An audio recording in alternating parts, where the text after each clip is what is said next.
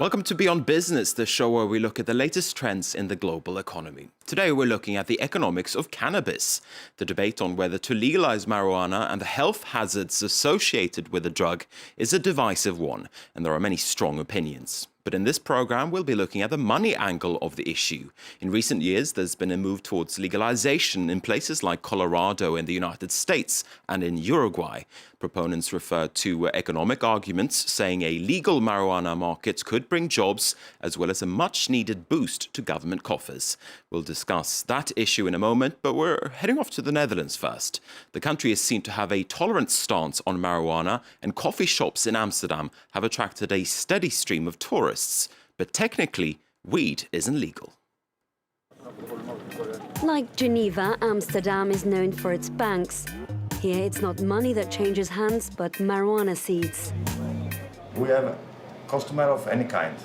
All the social levels, lawyers, people unemployed, people that has just university people. Also the people that come here for this kind of circuit about cannabis. I think also it brings economy to the shops, to the souvenir shops, and then to the restaurants, to the hotels. It's a chain that get involved the whole system, basically. Want to chill or smoke a joint before they go to sleep. It's harmless actually, or they want to relax, or they're gonna do things with friends and then smoke a joint together.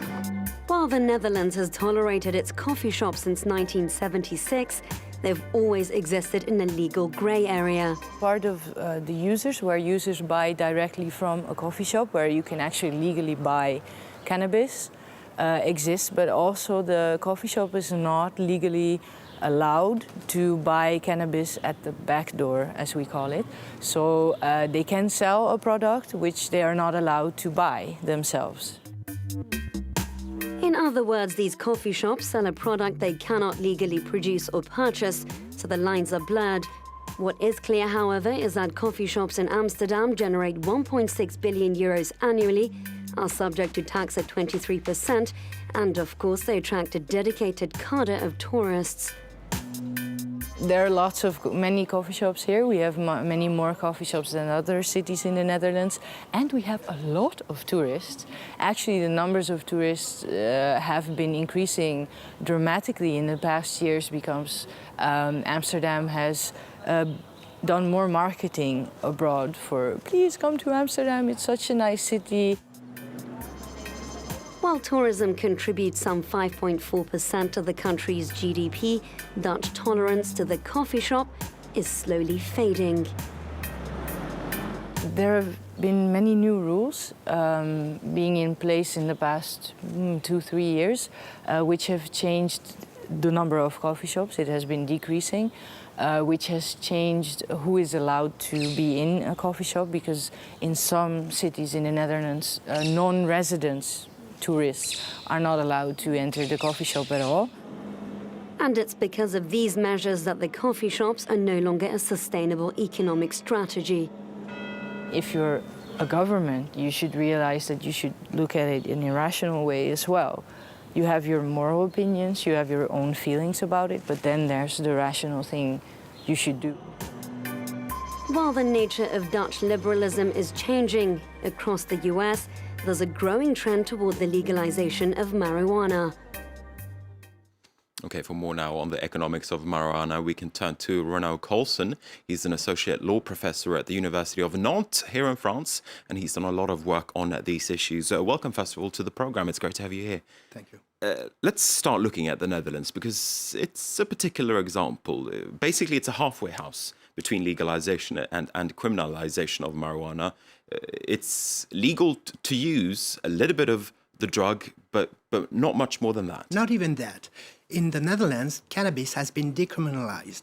But a decriminalized act is not a crime anymore, but it doesn't mean it is allowed by the law. It is actually forbidden by the law to use cannabis in the Netherlands. So we need to make a bit of difference between decriminalization and legalization. Exactly. In the case of decriminalization, the substance can be used, but there will be no prosecution, but it's not legal to do so. So police officers will turn the other way, essentially. Yes, exactly. They will turn a blind eye. And that's also what they do with coffee shops. Coffee shops, theoretically, well, officially, they sell orange juice, that's all. But by the back door, they can sell cannabis in little quantity. Now, there's a lot of focus, or there has been a lot of focus on the marijuana industry over in the United States because more and more states have started legalizing marijuana. Tell us a little bit about the legal setup there, because it's allowed, or we have seen legalization in certain states, but not across the board, so to speak. Yeah, well, it's only a handful of states at the moment that have legalized cannabis in the U.S., and Colorado is probably the best example. It has organized a complete regulatory framework from cultivation to sell, and it is actually a very fast-growing industry in the U.S. The market revenues for 2015 are estimated to be at around $3 billion. And is that in Colorado, just in Colorado, Well, no, or in the 4 states where it's legalized? In the U.S. in general, because there is also the medical cannabis market, which exists in other states. But you say that the $3 billion, that's essentially associated with a legal market for Yes. marijuana.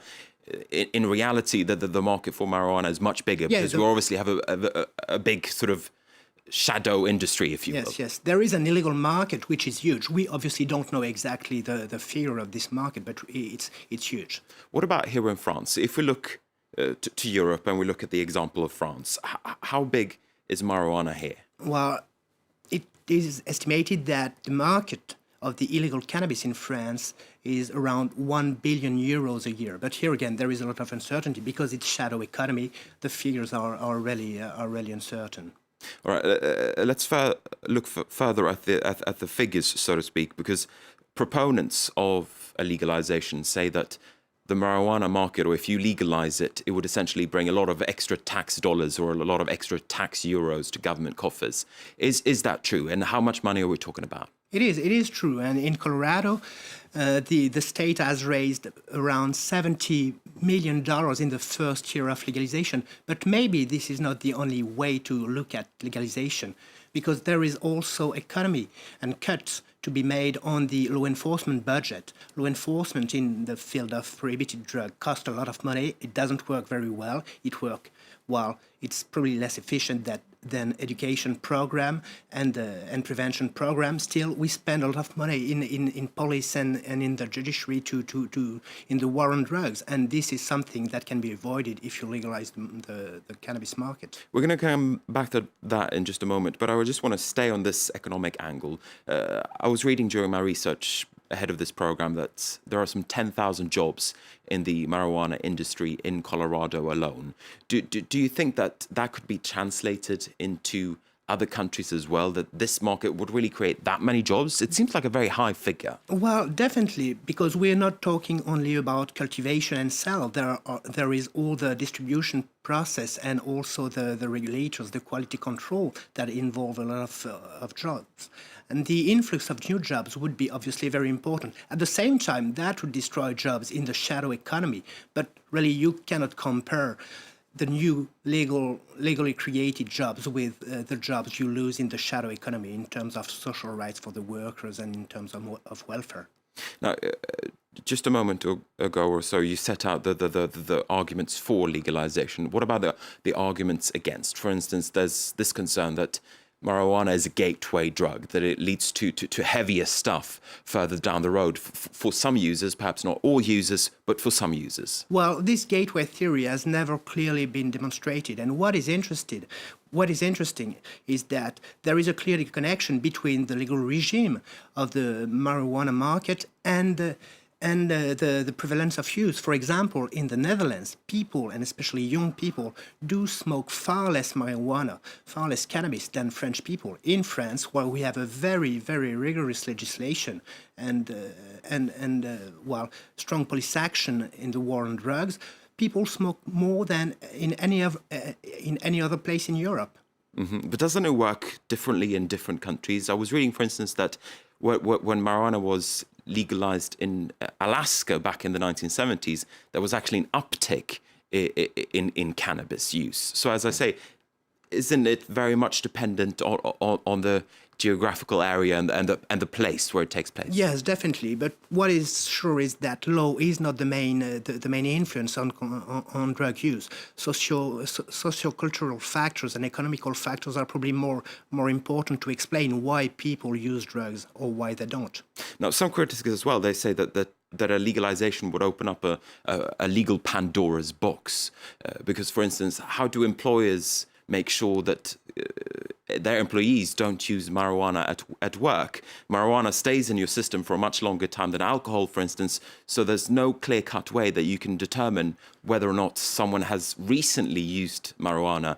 And that leads to all sorts of legal issues, doesn't it, that you need to determine and that you need to sort of set the boundaries. Yeah, but these legal issues do already exist, even if marijuana is forbidden, and you can deal with them just as you deal with alcohol and tobacco use and alcohol and tobacco abuse. Mm-hmm. It can be regulated, and that's the big selling point of legalization. If you regulate the market, then you can try to control it. You can make it safer for the users. You will avoid adulterated products. But safer for society as a whole, because you can suppress the need for money laundering. You can also reduce the criminal markets and the violence which is associated to this criminal market. Now, as I said in the beginning of this program, this is a very divisive issue, and there are a lot of arguments on both sides of this debate.